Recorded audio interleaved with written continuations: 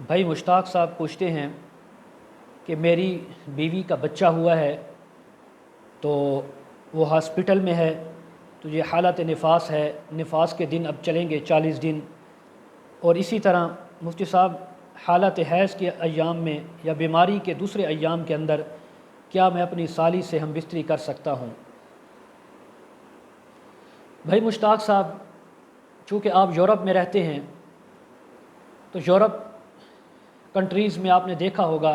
الحمدللہ آپ تو مسلمان ہیں، مومن ہیں، تو وہاں پہ تو بیوی بہن بیٹی کی تمیز ہوتی نہیں ہے۔ تو یہ آپ نے سوال کیا، اس سوال کا جواب میں آپ کو شریعت اور قرآن و حدیث کی روشنی میں دینا چاہتا ہوں۔ ایک بات آپ ذہن میں رکھیں، اللہ تبارک و تعالی نے اور اس کے محبوب پیغمبر نے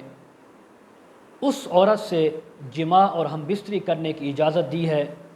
جو عورت آپ کے نکاح میں ہو،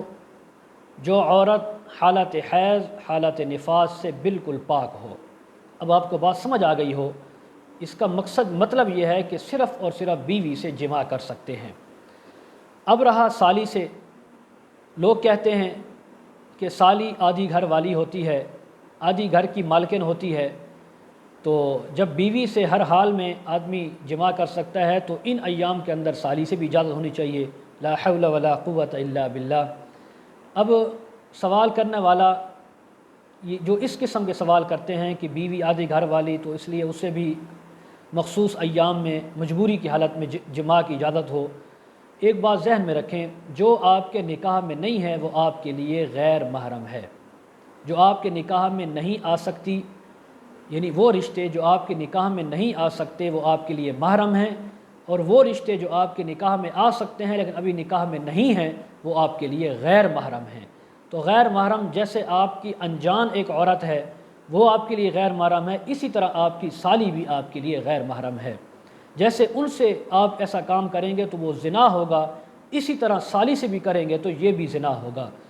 اللہ تعالیٰ نے زنا کے بارے میں فرمایا اگر غیر شادی شدہ مرد یہ کام کریں تو ان کو 100 کوڑے لگائے جائیں، اور اگر شادی شدہ کوئی مرد ہے یا عورت یا ان میں سے کوئی ایک شادی شدہ ہے دوسرا غیر شادی شدہ، تو غیر شادی شدہ کو کوڑے لگائے جائیں اور شادی شدہ کو پتھر مار کے سنسار کیا جائے۔ اتنی سخت وعید ہے، تو اس لیے اپنے آپ کو زنا سے بچائیں۔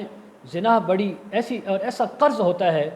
یہ آپ ذہن میں رکھیں، کہ جو دنیا میں ہی انسان کو چکانا پڑتا ہے، تو اس لیے ایسے گناہ سے ایسی علت سے اپنے آپ کو بچائیں۔ اپنی جائز خواہش اپنی بیوی سے پوری کریں، اگر وہ حالت نفاس یا حیض کے اندر ہے اور آپ کو ضرورت پڑتی ہے تو دوسری شادی کر لیں۔ اللہ تعالی ہم سب کو عمل کی توفیق نصیب فرمائے۔ کملی بلائیں عزیز یا